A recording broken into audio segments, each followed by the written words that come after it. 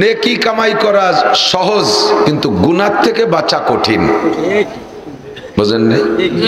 নেকি কামাই করা সহজ, নেকের কাজ সবই আসান। আমি হাজারো প্রমাণ দিতে পারবো ইনশাআল্লাহ। নেকের কাজ করে একেবারে আসান, প্রত্যেকটা গুনার কাজ করা কঠিন। বিবাহ করে স্ত্রী নিয়ে রাত যাপন করবেন, আনন্দ করবেন, এর প্রত্যেকটা মুহূর্তে মুহূর্তে নেকি, রিস্ক নাই, ঝুঁকি নাই, টেনশন নাই।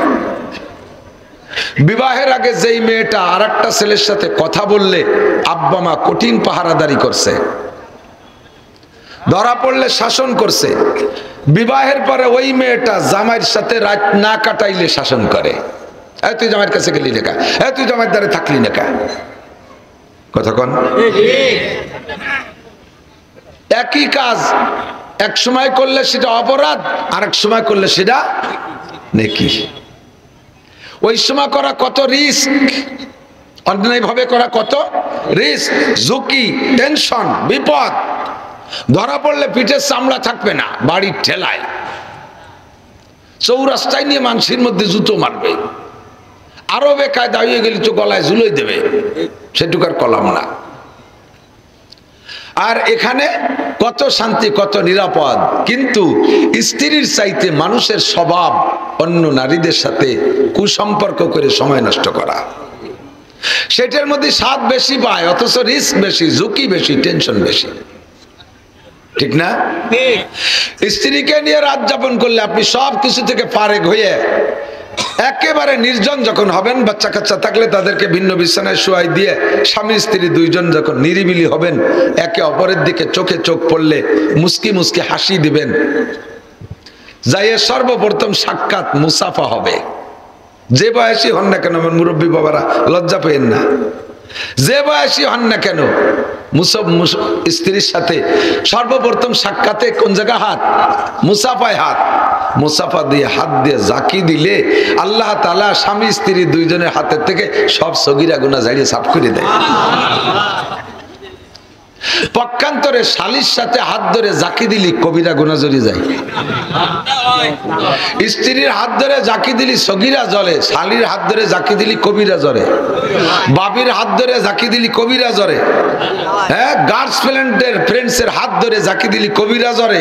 পাছার চামড়া থাকবে না, তুতমা ভাঙিয়ে বেলায় তো ফেরেশতারা বার হয়ে। ঠিক কি না?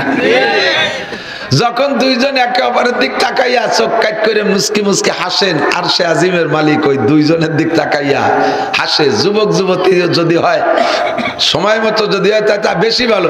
বুড়ো কালে একটু আকর্ষণ কম হয়, ও সময় যদি বুড়ো বুড়ি একে অপরের সাথে এই আলিঙ্গন, এই মোহাব্বত ব্যক্ত করে, আল্লাহ তাআলা ফেরেশতাদের ডেকে কয়, দেখ বুড়ো কালেও কি কুয়ারা হচ্ছে, দেখ।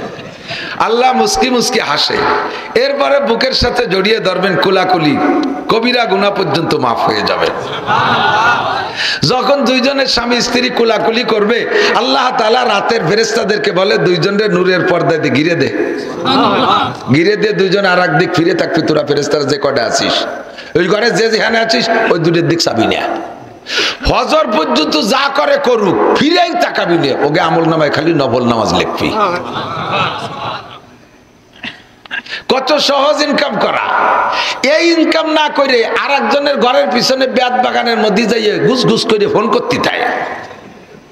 উলাবারের দাম যদি টের পায়, বেতের আশ্রয় দিয়ে তোরে ছেলি ফেলাই দেবে, বাড় হইয়ে খেজুরির কাটাই দিয়ে বাড়ি হবে, কথা কর না কেন? অথচ সেই জায়গার প্রতি মোহাব্বত বেশি, এই স্ত্রীর সাথে কোনো ভালোবাসা নেই।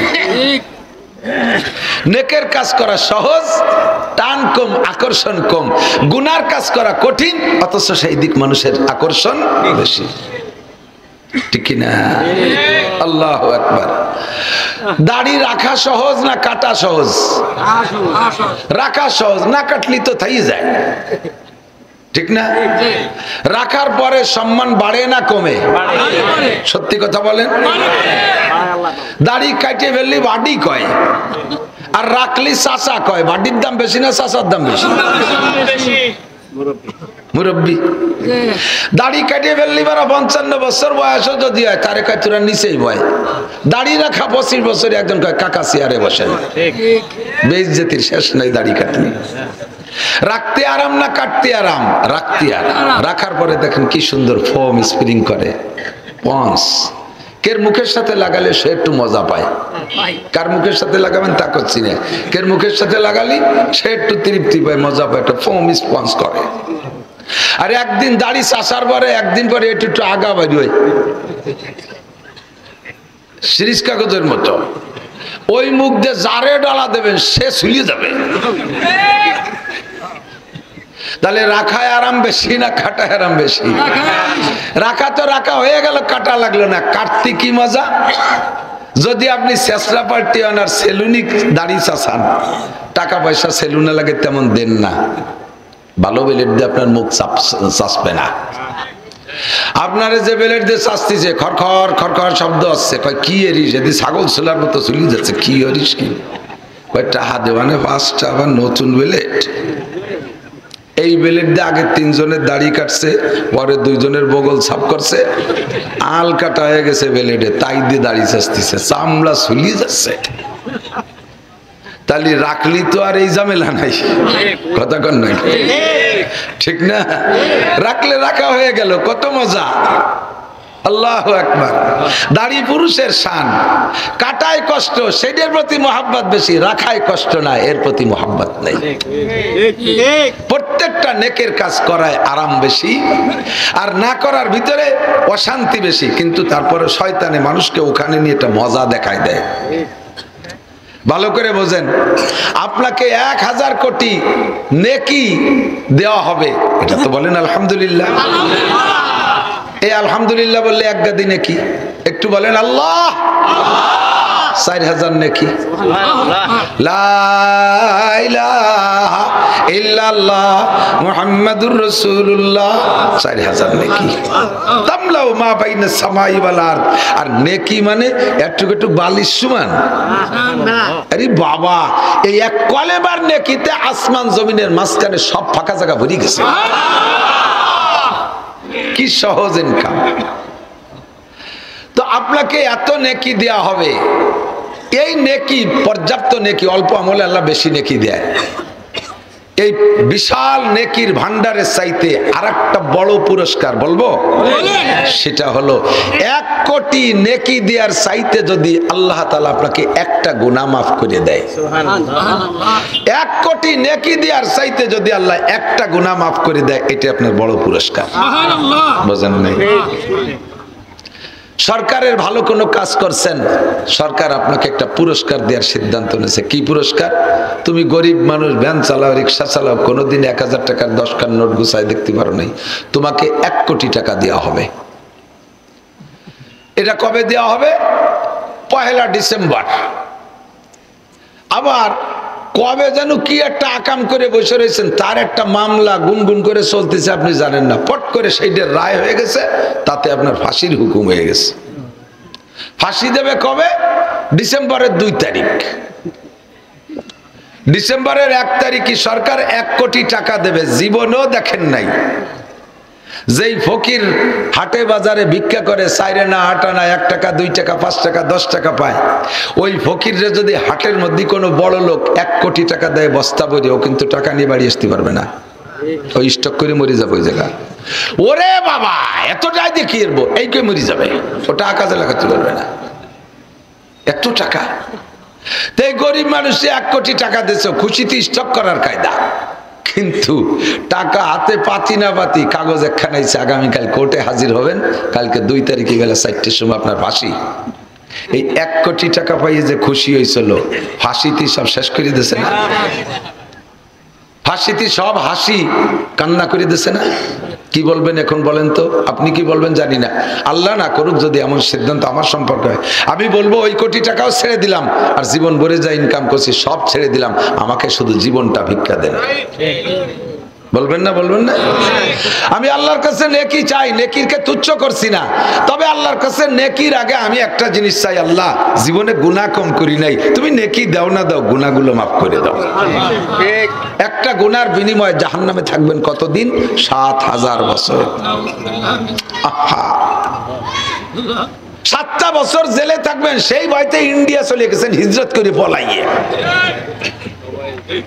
7 বছর বাংলাদেশে জেলে থাকবেন, ওর মধ্যে আগুন দিয়ে পোড়াবে না, সাপ দিয়ে কামড়াবে না, কুত্তর দিয়ে ধাওয়াবে না, বাঘ দিয়ে থাবা থুবো দেবে না, কোনো আলাই বালাই নাই। খালি ওর মধ্যে বসে থেকে জিকির ফিকির করবা, এতে কাপ করবা, বসে বসে আল্লাহ বিল্লাহর খাবা, কামাই রোজগার লাগবে না, সবার মধ্যে পাবা। এই নিরিবিলি জেলখানায় 7 বছর থাকবো, তাই মেনে নিতে পারি না, দেশ বিদেশ পলায় চলে যাই। আর 7000 বছর জাহান্নামের আগুনে। বিশ্বাস করেন, আল্লাহর কসম, আল্লাহ যদি সত্য হয়, নবী যদি সত্য হয়, আমার ওয়াজ সত্য। একটা গুনার কারণে যুবক পাগলামি করিস না।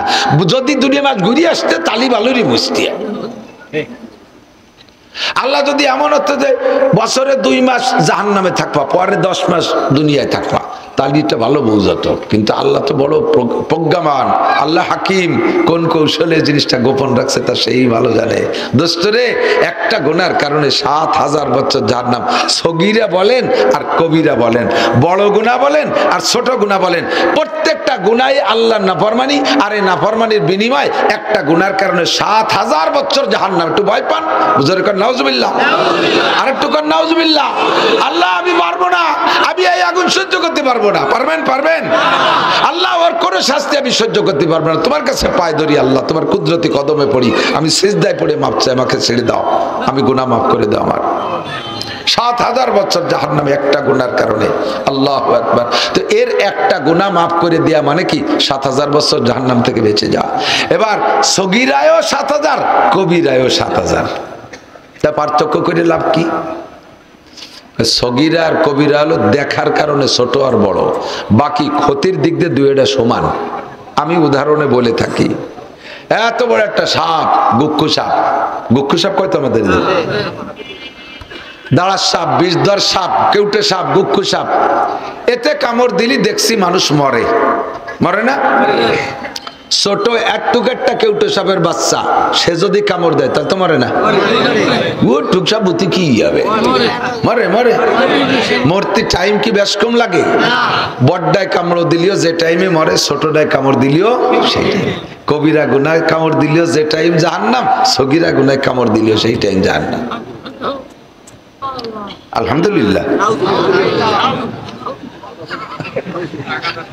ফাঁকে ফাঁকে খুশি থেকে আলহামদুলিল্লাহ, আলহামদুলিল্লাহ, জোরে কান নাউজুবিল্লাহ।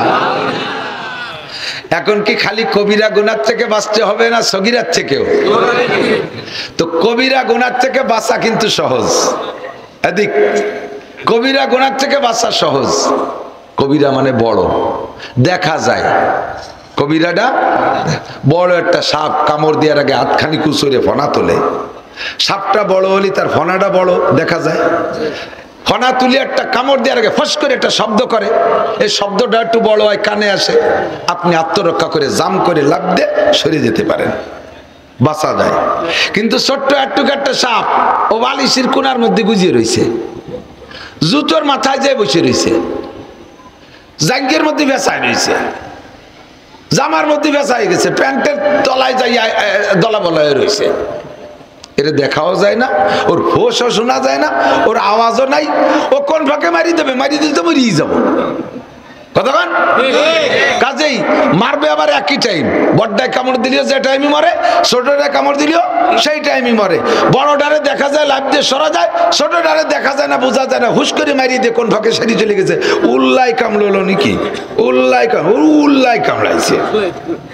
পরে আস্তে আস্তে দুপুর পর্যন্ত কোনো কিছু, দুপুরের পথে মাথা ঘুরে, দুপুরের মাথা তলি তো উল্লাই কামড়াইনি, কি এলো? উজার কাছে নিদি, উজার কাছে নিয়েছে, কয় হয়ে গেছে কাম, কেউটে সবাই কামড়াইছে। আমাদের ওই পাশে বড়ফা এক গ্রাম আছে, আমার আত্মীয়, বেগুন গাছের গোড়া সাফ করতে গেছে, বেগুন গাছের গোড়ার মধ্যে ছোট্ট চিকন সাপ, টের পাই নেই, কামড়াইছে। দুপুর পর্যন্ত ভ্রুক্ষেপ করে নাই, দুপুরের পথে নড়াচড়া কমে যাচ্ছে, এরপরে মাথা ঘুরোচ্ছে, চোখ গুলায় আসতেছে। রাত্রে উজার কাছে নেছে, নীতি শেষ। বড় ডালিটা দেখা যাইতো, তারা তেতে বাঁচত, কামড় দেশে বুঝিয়ে সেই মুহূর্তে তার বিপক্ষে চিকিৎসা নিতে পারতো। কতক্ষণ ঠিক না? তো আল্লাহ পাক রব্বুল আলামিন বলেন, বান্দা দুনিয়ায় গুনাহ বিভিন্ন প্রকার আছে, তো টোটাল গুনাহকে আমি 2 ভাগ করে দিছি। কথা কি বোঝা গেছে? আসছি এখানে নেকি হবে, নামাজ পড়ছি নেকি হবে, রোজা পড়বো নেকি রাখবো নেকি হবে, টুপি পড়বো নেকি হবে, দাড়ি রাখবো নেকি হবে, তিলাওয়াত করবো নেকি হবে, তবলিগি যাবেন নেকি হবে, চরমুনাই যাবেন নেকি হবে, হজ করবেন নেকি হবে, উমরা করবেন নেকি হবে, যাকাত দেবেন নেকি হবে, দান করবেন নেকি হবে, মসজিদ করবেন নেকি হবে, সব নেকি হবে। কিন্তু ফাঁকে ফাঁকে কবিরা আর সগীরা আমারে কামড়াইতেই তালে আছে। এর হাতে থেকে আত্মরক্ষা একান্ত জরুরি। আল্লাহ পাক রব্বুল আলামিন বলেন, ইনতাজতানিবু কাবাইর, বান্দা তোমারে দায়িত্ব দিলাম বড় গুনাহ থেকে তুমি বাঁচো। যেটা দেখা যাবে ওটা থেকে লাভ দিয়ে সরে যাও, যেটা দেখা যাবে ওটার থেকে লাভ দিয়ে সরে যাও। ছোট যেগুলো লুঙ্গি মুঙ্গির মধ্যে, জুতো পায়জামার মধ্যে ভেসায় থাকবে, ও তুমি টের পাবা না। ওগুলো কোন ফাঁকে হয়ে যাবে, ওর থেকে বাঁচা বড় কঠিন। ওইটার দায়িত্ব আমি নিলাম। ওইটার দায়িত্ব কে নেছে? নুকাফির আনকুম সাইয়্যাতিকুম, তোমার জীবনে করে দেব। এর জন্য তওবা লাগবে না, এর জন্য তওবা লাগবে না। তুমি যদি কবিরা গুনাহ থেকে বেঁচে থাকতে পারো তাহলে সগীরা গুনাহ থেকে মাপ চাইতে তওবা লাগবে না। আর যদি তুমি কবিরা গুনাহ থেকে বাঁচো না, না বাঁচো, তাহলে সগীরা গুনাহ আমি দায়িত্ব নেব না। অর্থ কি বুঝছেন? কবিরা গুনাহ থেকে যদি বেঁচে থাকো ইচ্ছাকৃত ভাবে, তাহলে সগীরা গুনাহ আমার দায়িত্বে, ওর জন্য করে তওবা লাগবে না, মাফ করে দেব। একটু সিস্টেম আছে, একটু সিস্টেম আছে। সেটা হলো আল্লাহ পাক বলেন, ওয়া আকিমিস সালাতা তারাফাইন নাহারি ওয়া যুলাফাম মিনাল লাইল ইন্নাল হাসানাতি ইউযহিবনাস সাইয়্যাত যালিকা যিকরা লিয-যাকিরিন। এই সগীরা গুনাহ মাফ করার জন্য তওবা লাগবে না, তবে একটা কিছু তো করাই লাগবে। আমি আকাম করব আর আল্লাহ কি দায় থাকছে আমার ভিড়ি ভিড়ি মাফ করে দেবে। আল্লাহ কি আমাকে এত বড় কুটুম্ব নাকি? আল্লাহ তার চেয়ে বড় কুটুম্ব। আল্লাহ কয় তওবা করা লাগবে না, মাপের ব্যবস্থা হলো আকিমিস সালাতা। তো এই যুবক আমার দিক তাকাও, দূর কথা কয় তো তোমরা যুবকরা তো গুনাহ মোটেই করো না। কব না, জানি সবটা কি কি আরো দুদু জানতে আমার বাকি নাই। ও ক্লাস পার হয়ে আইছি, আর না বুড়ো হয়ে গেছি। আল্লাহ আর আমাকে সবাই আসছিল না, এখন যেগুলো হয়েছে কথা কন, আল্লাহ মাফ করুক। সবাই বলেন আমিন। আল্লাহ তো আল্লাহ পাক রব্বুল আলামিন বলেন, শর্ত হলো তুমি কবিরাত থেকে বাঁচবা, সগীরার দায়িত্ব আমি নিলাম, তবে একেবারে ফিরি না। মাপের জন্য একটা ব্যবস্থা হলো কিছু তোমার করা লাগবে। আকিমিস সালাতা তারাফাইন নাহার ওয়া যুলাফাম মিনাল লাইল, এই আয়াতের ভিতরে আল্লাহ 5 ওয়াক্ত নামাজের কথা বলেছেন। কয় ওয়াক্ত? এই বর্তমানে আছে আহলে কোরআন নামে একদল বের হইছে, তারাও ভণ্ড। নামটা দিয়েছে কি দারুণ নাম, কয় আহলে কোরআন। শুনলি যে কোনো মানুষ তাদের কাছে দুর্বল হয়ে যায়। আহলে হাদিস আরেক দলের নাম দিয়েছে হাদিসের পরিবার, হাদিস পরিবারের লোক, হাদিসের সদস্য। কইলে কে না তার কাছে দুর্বল হবে? আহমাদি মুসলিম জামাত, আহমাদি মুসলিম জামাত।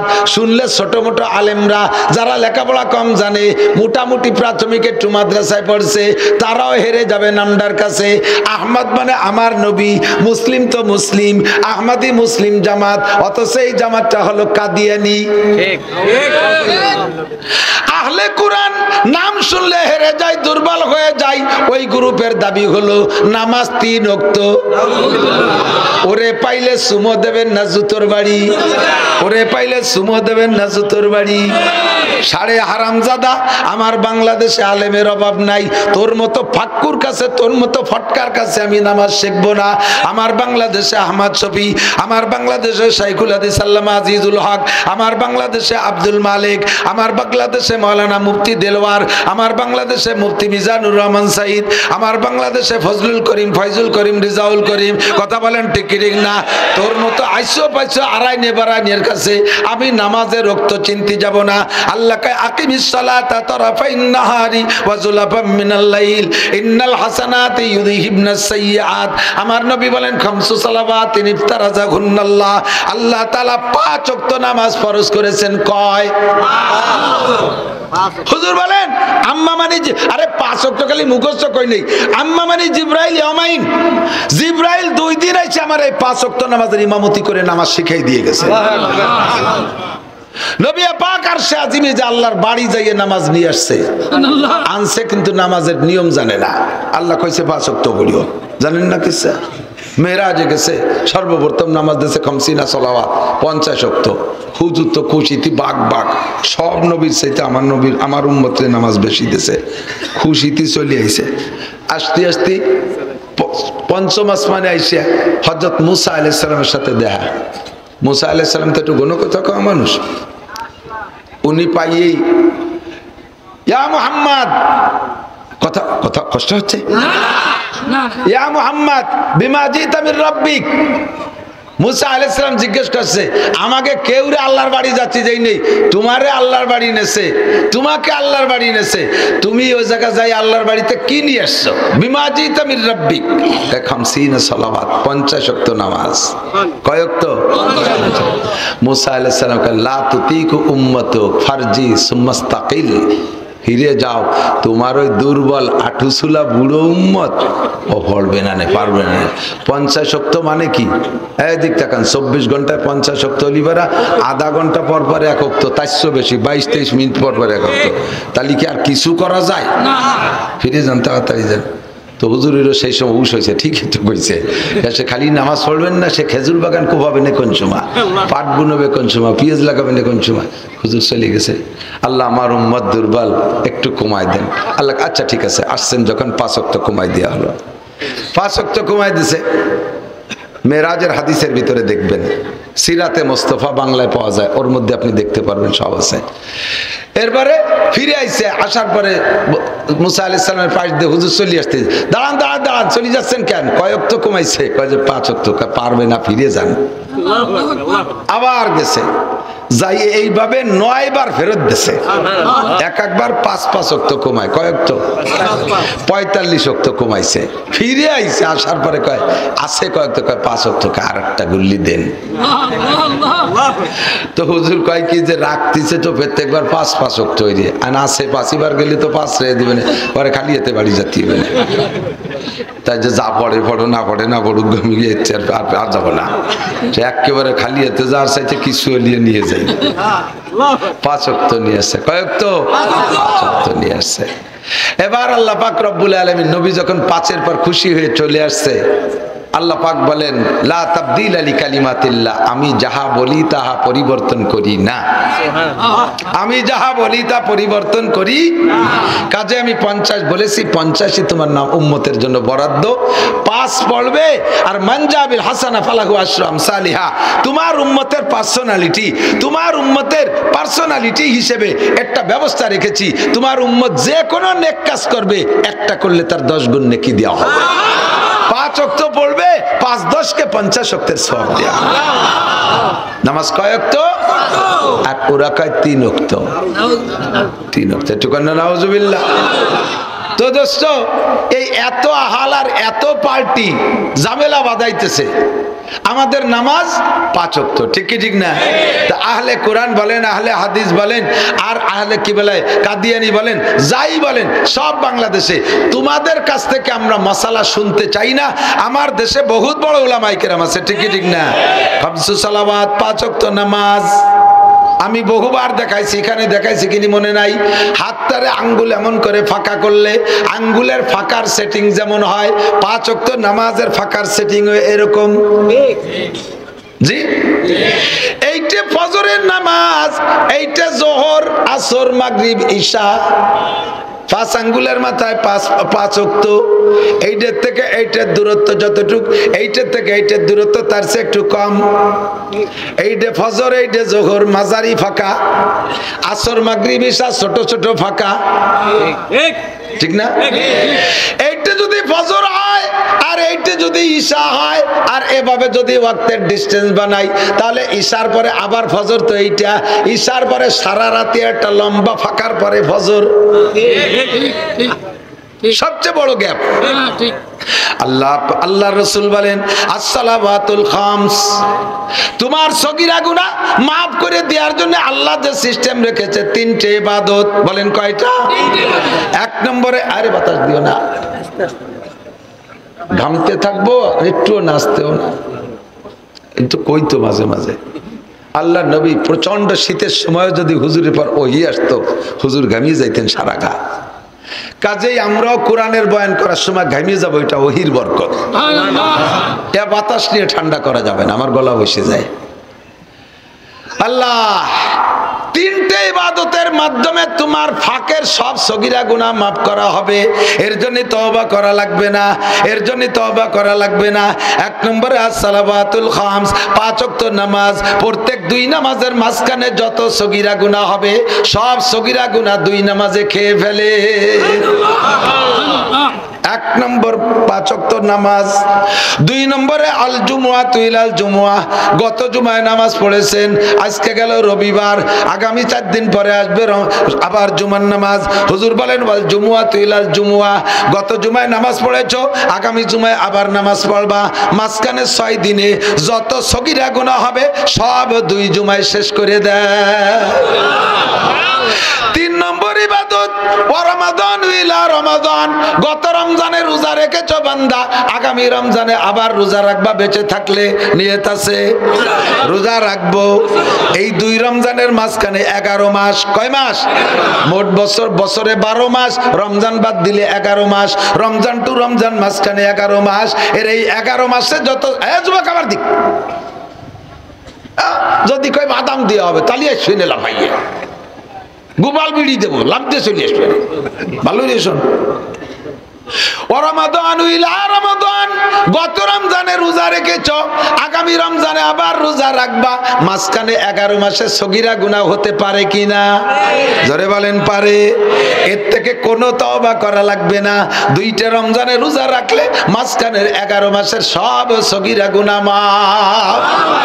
শর্ত হলো ইনতাজতানিবু কাবায়ের, ইনতাজতানিবু কাবায়ের।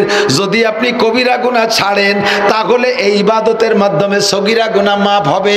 ওদিকে আপনি পাইকারি দরে কবিরা গুনাহ করে যাচ্ছেন, আবার এই 2-3 প্রকারের ইবাদত করতেছেন। এই 3 প্রকারের ইবাদতে তখন কার্যকারী হবে না, মাঝখানের সগীরা মাফ হবে না। শর্ত হলো কবিরা আপনার ছাড়তে হবে, এরপরে 3 প্রকারের ইবাদত, মাঝখানের গ্যাপের সব সগীরা গুনাহ মাফ। বাঙালিরা বড় চালাক, কয় 2 রমজানের রোজা রাখলে যদি মাঝখানের 11 মাসের সগীরা গুনাহ মাফ হয়, তাই তো ওক্তীয় নামাজও তার পেটের মধ্যে আছে, অত ঘোড়া লাগে না।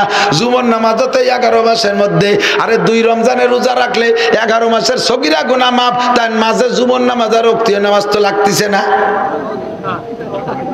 হুজুর কয় তোমার চাইতে আমরা চালাক কম না, আমি ইবাদতের সিরিয়ালটা রাখছি কি 2 রমজানে কাজ করার জন্য মাঝখানে লাগবে 52টা জুমা, 2 জুমায় কাজ করার জন্য লাগবে মাঝখানে 7 দিনে বা 6 দিনে 5 ওয়াক্ত নামাজ। আগে রাখছি নামাজ, যদি তোমার আমল নামায় 5 ওয়াক্ত নামাজ থাকে তাহলে নামাজের মাঝখানের গুনাহ মাপের সাথে সাথে 2টা জুমা তোমার কাজে আসবে। এবার 2টা জুমা দৈনন্দিন 5 ওয়াক্ত নামাজ, এই 2 প্রকার ইবাদত যদি তোমার আমল নামায় থাকে তাহলে 2 রমজান কার্যকারী হবে। যদি এই ইবাদত না থাকে তাহলে 2 রমজান ফেল। যদি 2 জুমা না থাকে, যদি 5 ওয়াক্ত নামাজ না থাকে তাহলে 2 জুমাও আকেজো, ওতেও কাজ হবে না।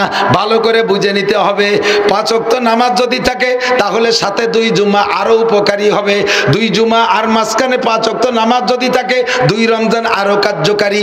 যদি কোনো বান্দা নিয়মিত 5 ওয়াক্ত নামাজ পড়ে আর রমজানের রোজার 2 জুমাগুলো ঠিক করে আদায় করে, রমজান মাসের রোজা রাখে, ওই লোকটার আমল নামায় কোনো সগীরা গুনাহ থাকে না। শর্ত হলো ইনতাজতানিবু কাবায়ের, কবিরা গুনাহ আপনাকে বুঝে ছেড়ে দিতে হবে। বুঝেন নাই? কি ছাড়তে হবে? আবু হুরায়রা রাদিয়াল্লাহু তাআলা আনহুকে নিয়ে সাহাবায়ে কিরামকে নিয়ে হুজুর বসে বয়ান করতেছেন। এর মধ্যে হুজুর বলেন 5টা কথা বলবো, কে নিবা? নিজে আমল করবে, অন্যরা শিখাই দিবা, তারা আমল করবে। এই জায়গা হযরত আবু হুরায়রা দাঁড়াইলেন, ফাকাযা বিয়াদি। আবু হুরায়রা কা হুজুর আমার হাত ধরে বসে, আমার হাত ধরে বসে, ফাদাহুন্না ফিহা। এই 5টা কথা আমার হাতের মধ্যে গুনছে, 5 আঙ্গুলি 5টা। তো ধৈর্য সর্বপ্রথম বলে ইত্তাকিল মাহারিম, যত হারাম আছে সব হারাম কবিরা গুনাহ, যত হারাম আছে সব হারাম। হুজুর বলে ইত্তাকিল মাহারিম, এক নম্বরে হারাম ছেড়ে দাও, তাকুন আবাদান নাস, তাহলে তুমি হবে সবচেয়ে বড় বুজুর্গ। বোঝে নাই কি বলছে? বেশি বেশি হজ করো, সবচেয়ে বড় আবেদ। বেশি উমরা করো, বছরে 3টে 4টে উমরা করো, বড় আবেদ। মাসে 3টে কোরআন খতম দাও, বড় আবেদ। সারা রাত দাঁড়ায় তাহাজ্জুদ পড়ো, বড় আবেদ। মাসে 3 দিন লাগাও, বছরে 3 চিল্লা লাগাও, প্রত্যেক বছরে 2 বার চরমুনায় যাও, সবচেয়ে বড় আবেদ। এর একটাও বলে নাই নবী, এর একটাও বলে নাই ইবাদত করে বড় আবেদ। হুজুর তা বলেন নাই। হুজুর বলেছেন ইত্তাকিল মাহারিম, হারাম গুনাহ হারাম কাজ ছেড়ে দাও, তাকুন আবাদান নাস, তাহলে তুমি বড় আবেদ হবা। বুঝেন নাই কথা?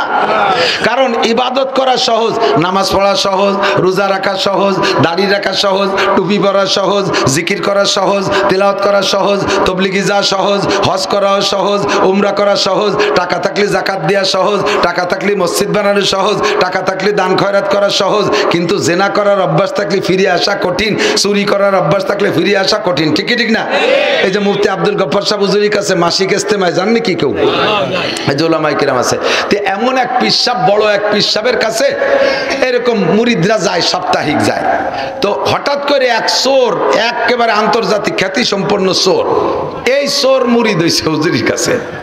আর চোরগে কাছে সবচাইতে গনিমত রাত, সবচাইতে উত্তম রাত কোনটা? কান্দি আমাবস্যা। পূর্ণিমাকে? পূর্ণিমা না, আমাবস্যা। পূর্ণিমায় তো চোরের আরো অশান্তি, এত আলোর মধ্যে যে চুরিয়ে সাজিয়ে সাজায়। আমাবস্যার রাতটারে চোর গনিমত মনে করে। তো এতদিন পিসাবের মজলিস হতো পূর্ণিমার 14 তারিখে। এই চোরটা মুড়ি দেওয়ার পরে হুজুর তারিখ পাল্টায় দিচ্ছে আমাবস্যার রাত্রি উনার মজলিস, যাতে চোর ওই রাত্রি ওর ডিউটি পালন করতে যাত্রী না পারে। স্বভাব একবার বনে গেলে তাতে ফিরে আসা কঠিন। চোররে হুজুর বলছে তুমি প্রত্যেক এই আমাবস্যার রাতে আমার এখানে মজলিস হয়, তুমি আমাবস্যাতে আসবা। চোর যায় মসজিদি মজলিস, প্রত্যেকে মসজিদি 3টে দরজা থাকলে যে যে দরজায় দিয়েই ঢোকেন, জুতা ওই দরজায় বাইরে খুলে রেখে গেলে বেরোনোর সময় কিন্তু সেই দরজায় সেই খোঁজে না। ঠিক না? ব্যতিক্রম 2-1জন ভুল এদিক ওদিক যেতে পারে। তো অধিকাংশরা বুঝ আছে যে আমি এই দক্ষিণ পাশের দরজা দিয়ে ঢুকছি, আমি উত্তর পাশের দরজা, আমি মাঝের দরজা দিয়ে ঢুকছি। তো যে যে দরজায় দিয়ে ঢুকিয়া জুতো বাইরে রেখে ঢোকে, আর পেশাবের ওখানে তো চুরি চুট্টামির ভয় নাই, সবই তো মুরিদ মুত্তাকিন, এই জন্য স্যান্ডেলকে ভিতরেও নেয় না। এই চোরটা যেদিন থেকে মজলিসে যায় সেই দিন থেকে সবাই বেরোইয়ে দেখে এ দরজার জুতো ওই দরজায়, ও দরজার জুতো এ দরজায়, এই আইলিও যাইলিও।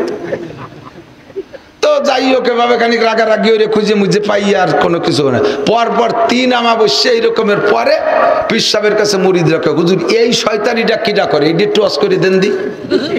হুজুর কাজা কবি এই যাই মুসলিম হারাম, মুসলমানদের কষ্ট দিয়ে হারাম, এই কাম যে করো সে তওবা করো, ফিরে আসো, আর কখনো করবে না। তো ঘোষণা দেওয়ার পরে ওই চোর একা একা যে কইতেছে হুজুর মুরিদ তো হইছে, কিন্তু স্বভাব তো এখনো পাল্টে নাই, খুব কষ্ট হয়। আর আপনি মসজিদ মিলেছেন আমাবস্যায়, পূর্ণিমায় ছিল আগে, সেই সময় হলে তো আমি এই রাতটা আমার কাজে লাগাতে পারতাম।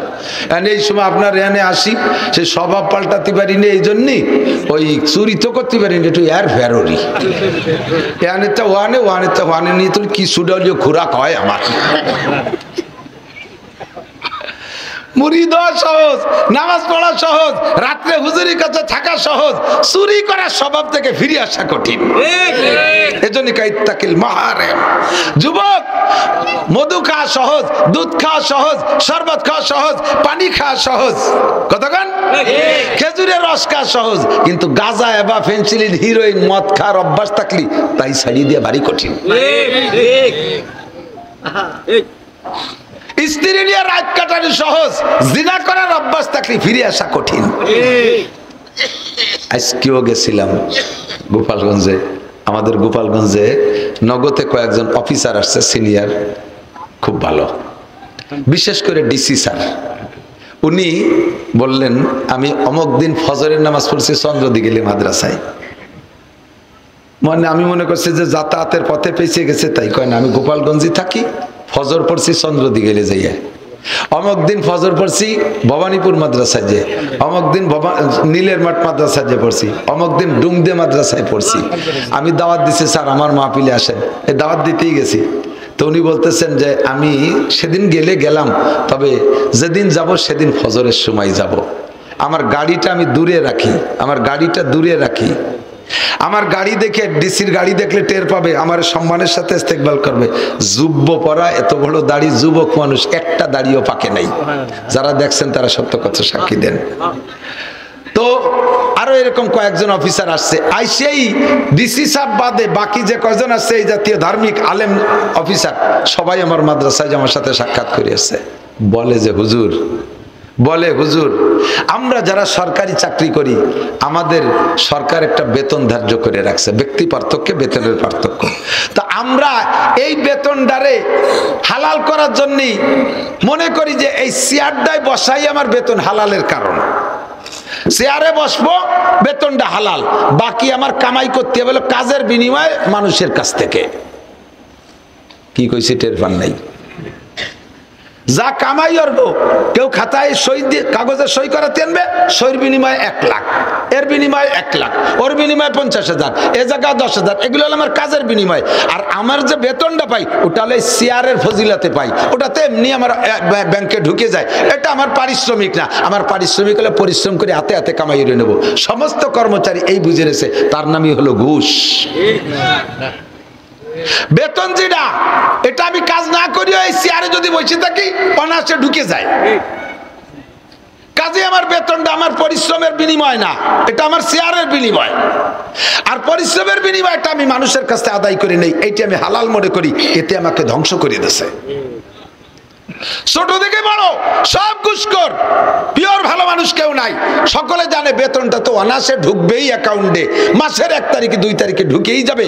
আমি 3-4 তারিখে বের করে নিয়ে আসবো, বা সেদিনও আনতে পারি, কিন্তু আমাকে ইনকাম করতে হবে ঘুষ খাইয়া। ঘুষের একবার অভ্যাস যার হয়ে গেছে, সে বেতনে তৃপ্তি পাবে না কোনোদিন, সে কোনোদিনও বেতনে তৃপ্তি পাবে না। লক্ষ কোটি টাকাও যদি বেতন দেয় তবুও বেতনে তৃপ্তি পাবে না, তার ঘুষ খাইতেই হবে। সুদ খেয়ে যে একবার অভ্যস্ত হয়ে গেছে, ব্যবসার টাকায় সে তৃপ্তি পাবে না। কথা কয় না? ওর সুদ খাইতেই হবে। কি সুখী, কত সুযোগ, সদ্ব্যবহার, সহজের ইনকাম। 5 লাখ টাকা লাগাই দিচ্ছে, জায়গায় বসে অনাসে মাসে 50,000 টাকা আসতে তালে রয়েছে, নিরিবিলি বসে খাবে, মাঝে মাঝে ওই টাকা দিয়ে হজ করবে, উমরা করবে, আল্লাহ বিলে করবে, মসজিদি দেবে, কুরবানি করবে। আল্লাহ কয় বদমায়েশ, তুই ওই সুদে টাকা দিয়ে জন্য মক্কা আসিস না, তোর জুতো দিয়ে বাইরে হবে। হ্যাঁ, সুদের পচা কুইয়ে গন্ধ পুরো মক্কা মদিনারে নষ্ট করে ফেলে দেয়। তোর সুদে টাকা মসজিদে দিবি না, আমার মসজিদ তোর সুদে টাকার কাছে ঠেকানা, আমার মাদ্রাসা তোর ঘুষের টাকা ঠেকানা। বেতন পায় 25,000 30,000 টাকা, মসজিদ বানাতি 10 লাখ টাকা দেয়। তুমি এই টাকা পাইছো কোনে দুদু? হ্যাঁ, আর তোমার আলাদা অ্যাকাউন্টে আল্লাহ হটায় দেয়, খাটের তলে ডুয়ে বস্তা করে থুয়ে যায়। এ টাকা পাও কোথায়? লা সাদকাতা মিন গুলুলিন। ভালো করে মনে রাখবেন, ইনতাজতানিবু কাবায়ের, যত কবিরা গুনাহ আছে জানতেকের বাকি নাই। আইলঠেলা কবিরা গুনাহ, জাল দলিল কবিরা গুনাহ, কত না কেন? মিথ্যে সাক্ষী কবিরা গুনাহ, মিথ্যে মামলা কবিরা গুনাহ, হয়রানি করেন না মানুষকে, গীবাত করা কবিরা গুনাহ, গীবাত করা কবিরা গুনাহ। কিছু কিছু কবিরা গুনাহ আল্লাহর সাথে সম্পৃক্ত, ওগুলোর থেকে অবশেষে আস্তাগফিরুল্লাহ পড়লে আল্লাহ ক্ষমা করে দেওয়ার ওয়াদা করেছেন। কিন্তু যেই কবিরা গুনাহগুলো মানুষের হকের সাথে জড়িত, আল্লাহ পাক ক্ষমা করতে পারবে না। ওইটা মানুষের ক্ষমা করতে হবে, যার হক নষ্ট করেছেন তার কাছ থেকে ক্ষমা চেয়ে আসতে হবে, অথবা তারে পরিশোধ করতে হবে। নইলে কিন্তু খবর আছে, ভালো করে জেনে নেন, প্রত্যেক 2 পয়সার বিনিময়, প্রত্যেক 2 পয়সার বিনিময় 100 পয়সায় 1 টাকা, 100 পয়সায় 1 টাকা, 2 পয়সার বিনিময়ে 700 রাকাত নামাজ দেওয়া লাগবে, 2 পয়সার বিনিময়ে 700 রাকাত নামাজ দেওয়া লাগবে। নামাজ শেষ দিন আর শোধ হইতে পারেন নাই, রোজা ধরে টান দেবে, রোজা শেষ দিন আর শোধ হয় নাই, অন্য কি নেকি আছে তাই ধরে টান দেবে। সব পরিশোধ সব দেওয়ার পরও যদি দিনা তাইকা যায়, তাহলে ওই পাওনাদারের যত গুনাহ আছে ওই গুনাহগুলো তোমার আমল নামায় ঢুকবে। তুমি যতই নেককার হও না কেন, গুনাহ নিয়ে জাহান্নামে চলিয়া যাইবা, তোমার দিনা শোধ হওয়ার আগ পর্যন্ত ক্ষমা হবে না। বাসের ভাড়া ফাঁকি দিয়েছো, খেয়া নৌকার ভাড়া ফাঁকি দিয়েছো, এ আদম ব্যাপারীরা, আছে না আদম ব্যাপারী? বিদেশে লোক পাঠায়, লক্ষ লক্ষ টাকা নিয়ে গরিব মানুষে ভিটে ছাড়া করে বস্তিতে নামায় দেশে, লাস্টে যে টাকাগুলো মারিয়ে দিয়ে পলাইছে তারে বিদেশ পাঠায় না। দুনিয়ায় সাইরা গেলি কিয়ামতে আল্লাহর কাছে ধরা খাওয়া লাগবে। চেয়ারম্যান সাহেব, মেম্বার সাহেবরা জাতির হক মারিয়ে খাইছো, করোনা ভাতা মারিয়ে খাইছো, আরে ভিজিএফ কাট করতে করতে যে টাকা খাইছো, পঙ্গু ভাতা বিধবা ভাতা করে দিতে টাকা খাইছো, বয়স্ক ভাতা করে দিতে টাকা খাইছো, এই টাকাগুলো হারাম টাকা খাইছো। হারাম খাইয়ে সন্তান জন্ম দিলে ওই সন্তান ভালো হয় না, হারাম খাইয়ে ইবাদত করলে কবুল হয় না, হারাম খাইয়ে মোনাজাত করলে কবুল হয় না। হারাম পেটের মধ্যে ঢুকাইছো একেবারে রাইফেলের গুলির মতো, 1 টাকা ঢুকলে 100 টাকা নিয়ে বেরোয় যাবে। বাল্ব নিয়ে বেরোবে, কিডনি নিয়ে বেরোবে, লাংস নিয়ে বেরোবে, হার্ট নিয়ে বেরোবে, ডায়াবেটিস নিয়ে বেরোবে, আলসার নিয়ে বেরোবে, ক্যান্সার নিয়ে বেরোবে, বউ বেরোয় চলে যাবে, মাইয়ে চলে যাবে। 1 মাইয়ে 3 ছেলের সাথে, 1 ছেলেতে একবারে 5টা 6টা মাইয়ে ধামলা নিয়ে ঘরে উঠবে। যত প্রকার আপদ বিপদ বালা মুসিবত সব তোমার আসার কারণ হলো হারাম টাকা। কতক্ষণ? হারাম খালি এই করে না, গীবত করা হারাম। গীবত বোঝেন? আমি মাওলানা নাসির একটা অন্যায় করেছি, আপনারা 2-4 জন মানুষ জানেন, দুনিয়ার কেউ জানে না। ভুল করে ফেলাইছি, আপনাদের সামনে আমি লজ্জিত। আমাকে দুনিয়ার মানুষে সম্মান দেয়, আমার এই সম্মানটা আপনার ভালো লাগে না। এবার মজলিসে কোনো জায়গা বসলে আমার প্রশংসা যদি কেউ আলোচনা করে, আপনি সেই সময় বাধা দেন, যেই হুজুরের প্রশংসা করতেছো তোমরা কি তারে চেনো, উনি এই করে, এই কইয়া আমার ওই জায়গা বসাই দিল। ভালো করে মনে রাখবেন, এর নাম গীবত। এতে 2টা অপরাধ। 1 নম্বর 2টা সমস্যা। 1 নম্বর সমস্যা হলো আমি ওই গুনাহ করে যে গুনাহ কামাই করছি, আমি ওই অন্যায়তে যে গুনাহ করেছি, সেই গুনাহগুলো সব আপনার আমলনামায় চলে যাবে, আর ওখান থেকে নেকি আইসা আমার শূন্য স্থান পূর্ণ হয়ে যাবে। অনাসে জায়গায় বসে আনন্দের সাথে বস্তা বস্তা গুনাহ কামাই করতেছেন, নিজের অর্জিত নেকি গুলো ওই অপরাধীর আমলনামায় পাঠিয়ে দিচ্ছেন। একটুও কেউ চিন্তা করেন না কাজটা করতেছেন কি। আল্লাহু আকবার। আরেকটা কথা শুনে, এই যুবক আমার দিক, আরেকটা কথা শুনে নেন। বসে বসে হাসি আনন্দের ভিতরে গল্প করতে করতে গীবত করিয়েই যাচ্ছেন। আর গীবতের একটা স্বভাব হলো, গীবত মানে ঘি ভাত, আলু ভর্তার সাথে ঘি নিলি যেমন মজা লাগে, খালি খাইতে মনে চায়, গীবতও এরকম মজা লাগে, বলতেও ভালো লাগে, শুনতেও ভালো লাগে। বলনেওয়ালা যদি কদ্দুর যে থামিয়ে যায় আর আগের টুক না কয়, সন্ন্যাওয়ালারা কয় শেষের চুপ তো করলি না, খুশাই আইলিয়ে দেয়, কথা বল না, শেষের চুপ তো কইলি না। ভালো করে মনে রাখবেন, আমি যে অন্যায়টা করেছি, এই অন্যায়টা সমাজে প্রচার পাইলে আসলে আমি অপমানিত হই, মানুষের কাছে লাঞ্ছিত হই, বঞ্চিত হই, ধিক্কৃত হই, এ কথা সত্য। এই কারণেই আপনি এই কামটা করেছেন। আমি করে ভুল করে ফেলাইছি, গভীর রাত্রে আল্লাহর সাথে যোগাযোগ কইরা আমি ওইটা আল্লাহর সাথে সমাধান করে ফেলাইছি, আমি ক্ষমা চেয়ে নিছি। এবার আমার এই বদনামটা যে কয়জন বলা বলি করবেন মানুষের কাছে বলা বলি করবেন আমারে খাটো করার জন্য, আল্লাহ কয় ওই কয়জন রে আমি মরার আগে ওই কাম না করায় দুনিয়ার থেকে নেব না। ওই কাম করাইয়া তার চাইতে বেশি অপমান করে তারপরে দুনিয়ার থেকে নেব। আল্লাহ পাক বলে, ইয়া আইয়ুহাল্লাযীনা আমানু ইজতানিবু কাসীরাম মিনায-যন ইন্না বা'দায-যন্নি ইসমুন ওয়া লা তাজাসসু ওয়া লা ইয়াগতাব বা'দুকুম বা'দা। মানুষের কর্মের উপরে কুধারণা করো না, কুধারণা করো না, মানুষের কর্মের পর কুধারণা করো না। আর কের পেছনে যে গোয়েন্দাগিরি করো না, ও কি করে একটু খুঁজে দেখি, ও কোথায় যায় একটু কি মারি দেখি, ও কি করে একটু দেখি। গোয়েন্দাগিরি করো না। তুমি যদি গোয়েন্দাগিরি করো, তুমি করবা একা, তোমার কাজের পিছনে আল্লাহ লাগাই দেবে 1000 মানুষকে। ওয়ালা তাজাসসু, গোয়েন্দাগিরি করো না। আর ওয়ালা ইয়াগতাব বা'দুকুম বা'দা, একে অপরের গীবত করো না। যা আইয়ুহিব্বু আহাদুকুম আইয়াকুলা লাহমা আখিহি মাইতান, তুমি যার গীবত করতেছো ও যদি মারা যায়, তার মরা গোশত খাওয়া যেমন অপরাধ, তার জীবদ্দশায় তার গীবত করা সমপরিমাণ অপরাধ।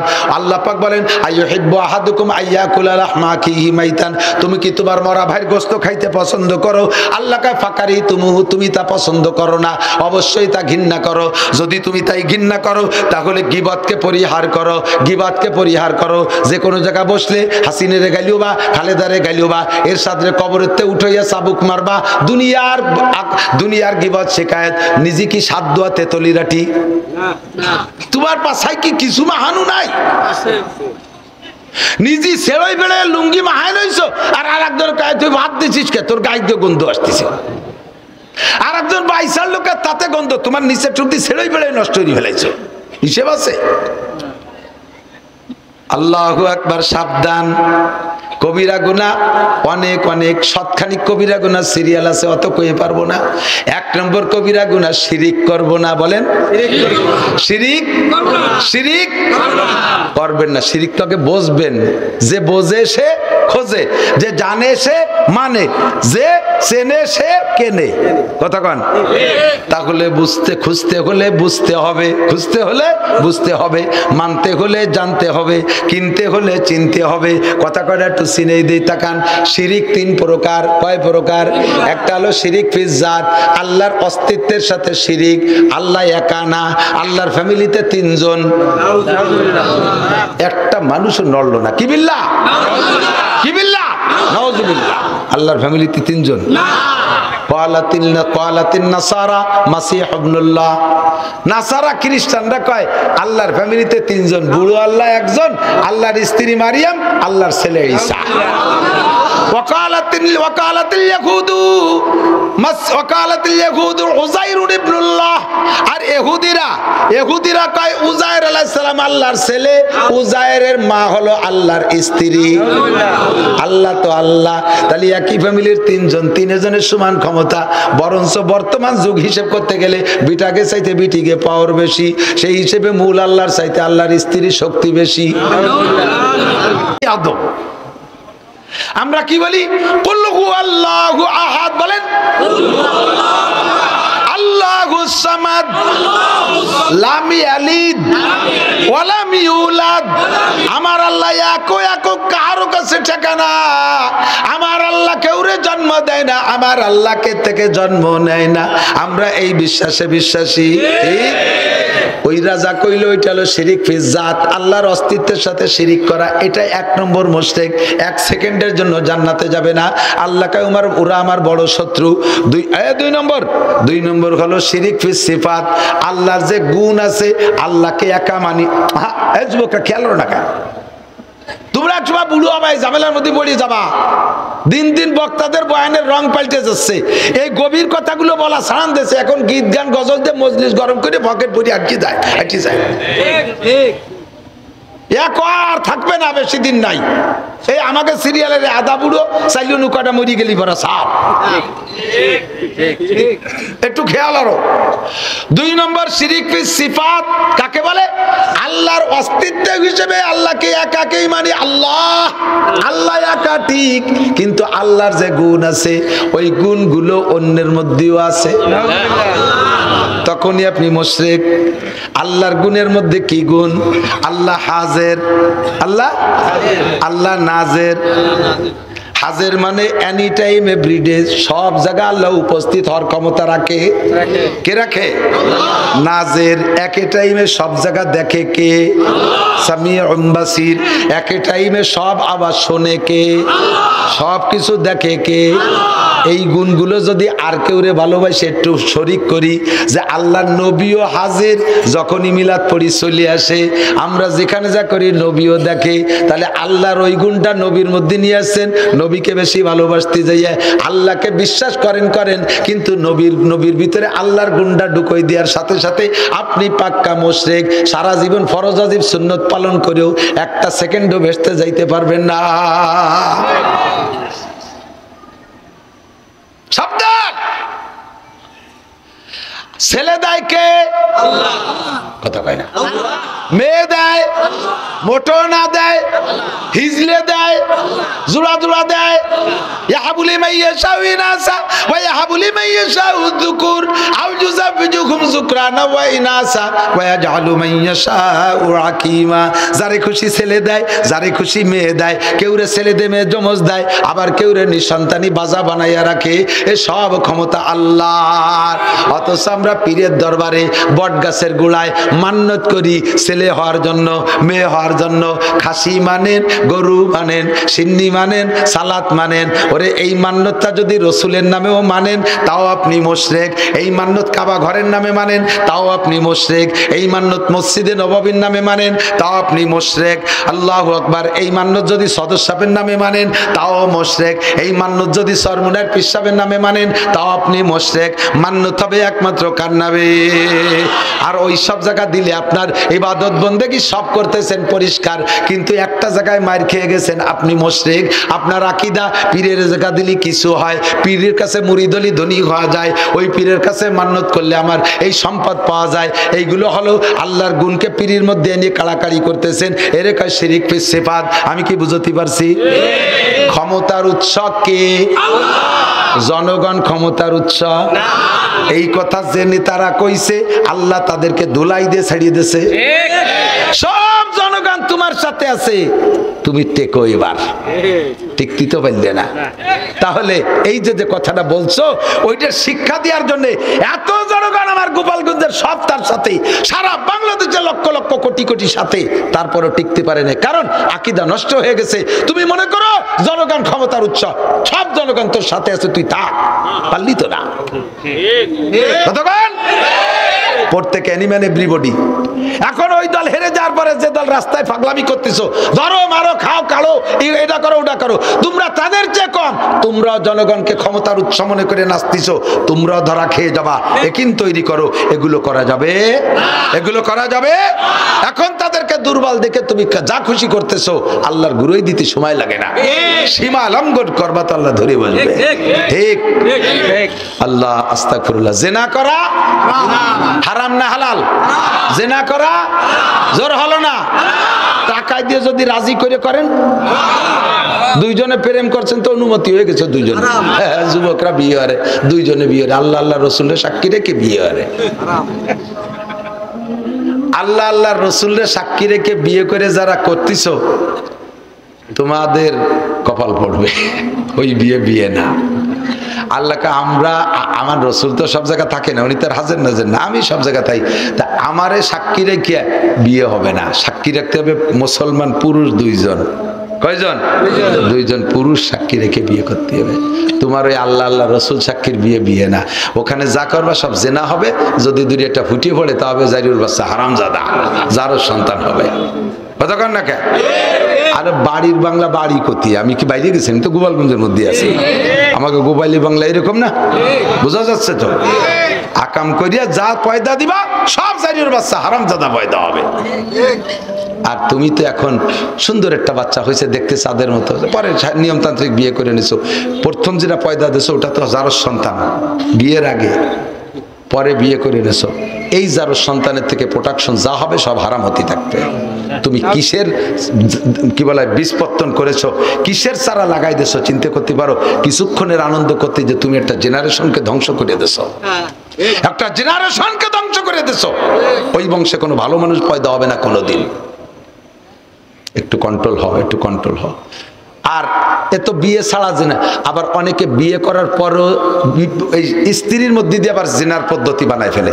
স্ত্রীকে তালাক দেয়। তালাক দেওয়ার সময় তো মাত্রাগুলোনের উস নাই, ওরে গরম, বউরে পাটার মতো খানিক গালাগালি করবে। এরপরে মায়ের শুরু হবে, হাড়ি ঘোড়া লাতই ফেলাই দেবে, শোকেস লাতি দিয়ে ফেলাই দেবে, বাতের আড়ি ধরে ভেঙে ফেলাই দেবে, ছাগলের ঠ্যাংটানি ছিঁড়ে ফেলাই দেবে।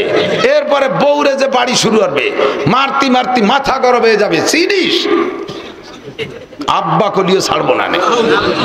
বউতিও কয় তুই এবার ধর্মের বাপ, মাফ কর, তোরেও তালাক দিলাম, তোর মাও তালাক, যে হুজুর বিয়ে বলেছে সে হুজুরও তালাক। এই সব ফাইনাল করে টরে দিয়ে নিরিবিলি হয়েছে। পরে বউটা যত, বউ তো আর অত রাখি নেই, বউ তো পাইয়ে গেছে বুঝমতো তালাক। হয় 1 তালাক 2 তালাক 3 তালাক, তোর গোষ্ঠী শুদ্ধ তালাক, সব তালাক। এরপরে বউটা ব্যাটিং বুটিং নিয়ে রওনা দিয়েছে। কিছুক্ষণ পর যখন হুশ হয়েছে, ছোট ছোট বাচ্চারা কাঁদতেছে, কোয়ানে যাও সুরের, কোয়ানে যাও, কথা বলবে না, তোমার সাথে কথা বলা হারাম, তুমি আমার তালাক দিছ। ভাই তালাক দিছি শুনছে কিনা? কয় আমি শুনছি, আল্লাহ শুনছে। কয় ওই নেই তালাক। রাগের সময় তালাক দিলি তালাক হয়? আমি তো রাগিয়ে গেছি, সেই জন্য তালাক দিছি। তা তুমি খুশির সময় তালাক দাও কোনোদিন? বউ নিয়ে আনন্দ করে কম্বলের তলে শুয়ে রয়েছেন, বাকি যা হবার সব হয়ে গেছে, শেষ রাত্রি বউডারে বউর সাথে জড়াই দিয়ে মোহাব্বতের সাথে দুটো সুমো দেখো তোমার খুব ভালোবাসি, এই জন্য 3টে তালাক দিলাম। একেও কয় ভালোবাসার সময় তালাক দিলে না, তালাক দিলে না, আর রাগের সময় দিলে হবে না, তাই তালাক হবে কবে? কিছু কিছু মৌলবী কাঠমুল্লা 200 টাকা খাইয়ে এই সমস্ত জায়গা মিথ্যা ফতোয়া দেয়, রাগের সময় তালাক দিলে তো আছে না নাই? এর দুটি একটা মৌলবীরে পাইলে আমার কাছে নিয়ে আসবেন, পানিশমেন্ট দেবো ওই মাদ্রাসায় ফেলে। 200 টাকা খাইয়া স্থায়ীভাবে একটা জিনার দরজা খুলে দিছিস, ওই পরিবারে যা হবে সমস্ত জিনা আর জিনার গুনাহ আর ওই হারামজাদা পয়দা দেবে সবগুলো তোর বস্তার মধ্যে ভরা হবে। লেখাপড়া কিচ্ছু জানে না, মসজিদে একটু ইমামতি করতে যে ফতোয়া দেওয়ার জন্য দাঁতে দাঁড় দিয়ে ঘুরি বেড়ায়, ঠোঁটে গ্রীষ্মায় তেল তেলে রায় যাতে তাড়াতাড়ি কই বেলান যায়। হ্যাঁ, তালাক দিয়ে এরপরে গেছে, যখন আমাদের কাছে এসে আমরা বলছি তালাক হয়ে গেছে, কয় তারপরে খোঁজে যে কাগির কাছে গেলে এই তালাক হয় না শুনি। পরে শুনছে যে আহলে হাদিস আলারা কয় একবারে 3 তালাক দিলে তাতে 1 তালাক হয়। ওই জায়গায় যে শুনি এসে ফিরে বউ নিয়ে ঘর সংসার শুরু করে দিয়েছে। এ আছে না নাই? বউ হারাম, এখন যা করতেছে সব জেনা হচ্ছে, যা পর্দা হবে সব জারজ সন্তান। 1 তালাক দিলে 3 তালাক হবে কে? আপনি আমার কাছে এদিক তাকান, আপনি আমার কাছে 300 টাকা পাবেন। আমি নেওয়ার সময় বলছি আমি তো গরিব মানুষ, কষ্ট করে পারবো না, আমি 3 মাসে 300 টাকা দেব। 3 মাসে, তাহলে এইটাই আমার পরিশোধের জন্য একটা সুন্নতি তরিকা। জানুয়ারিতে, ডিসেম্বরে 100, জানুয়ারিতে 100, ফেব্রুয়ারিতে 100, এটা আমার সুন্নতি, ওয়াদা অনুযায়ী সুন্নতি না? এখন যদি আমি টাকা পেয়ে যাই একবারে, যদি আপনারা 300 টাকা দিই, তাতে তো 100 টাকা দেওয়া হবে। 300 টাকা একবারে দিয়ে দিলাম, কথা ছিল 3 মাসে দেবো 300, কিন্তু একবারে 300 দিলাম, তাতে 100 দিয়ে হবে না? কত হবে? তাহলে এখন 300 লিবার ও জায়গা 3 তালাক 1 তালাক হবে কে?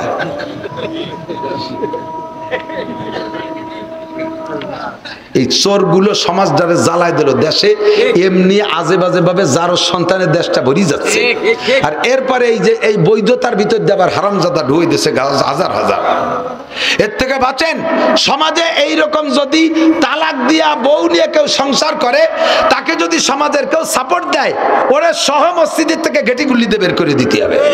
মারামারি যেন হয় না, কাজে ললো নাসির হুজুর কইছে মামলা উনি খাবে। মারামারি না, অন্যাসে ভদ্রতার সাথে, নইলে বিচ্ছিন্ন করে দেবেন। আমার মা বোনরা, তালাকের ব্যাপারটা দুনিয়ার কেউ জানুক না জানুক, আপনি জানেন আল্লাহর কাছে যাইতে হবে। স্বামী আপনারে কোন ভাষায় তালাক দিয়েছে স্বামীর মনে না থাকলে আপনার মনে আছে, আপনি ওই স্বামীকে নিয়ে ঘর করবেন না। হারামজাদা সন্তান, জারজ সন্তানে প্রোটেকশন দিয়েন না, সমাজটারে পাক করতে দেন, নাপাকের মধ্যে যে না। ইনতাজতানিবু কাবায়ের, যদি কবিরা গুনাহ থেকে বাঁচো, আল্লাহ কা নুকাফির আনকুম সাইয়্যাতিকুম, তোমার সমস্ত সগীরা গুনাহ আমি মাফ করে দেব।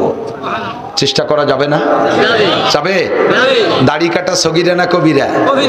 বলেন, দাড়ি কাটা সগীরা না কবিরা?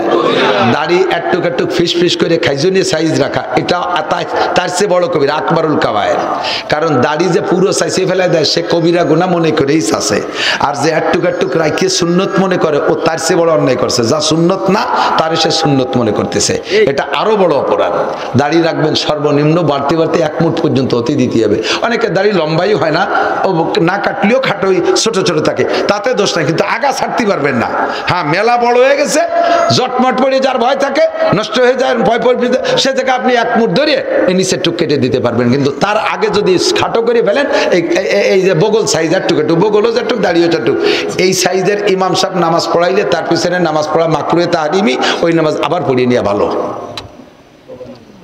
বুঝে আসছে কথা? এগুলো সব কবিরা গুনাহ। টাকলু সে প্যান্ট পাজামা পরা পুরুষের কবিরা গুনাহ, মহিলাদের টাকলুর উপরে কাপড় পরা কবিরা গুনাহ, মহিলাদের সারা শরীর ঢেকে রাখা ফরজ, শরীরে যে কোনো জায়গা বের করে পর পুরুষের সামনে যা কবিরা গুনাহ। আর পুরুষের টাকনু সে কাপড় পরা কবিরা গুনাহ, নাভি বের করে দিয়ে পাশা পিছ এপাশ ওপাশ খুলে দিয়ে প্যান্ট পরছে, লুঙ্গি পরছে, একের বুড়িটা নামাই দিয়ে কবিরা গুনাহ। এই কবিরা গুনাহ থেকে বাঁচেন, আল্লাহ তাআলা বাঁচার তৌফিক দান করুক। কষ্ট পেয়েছেন?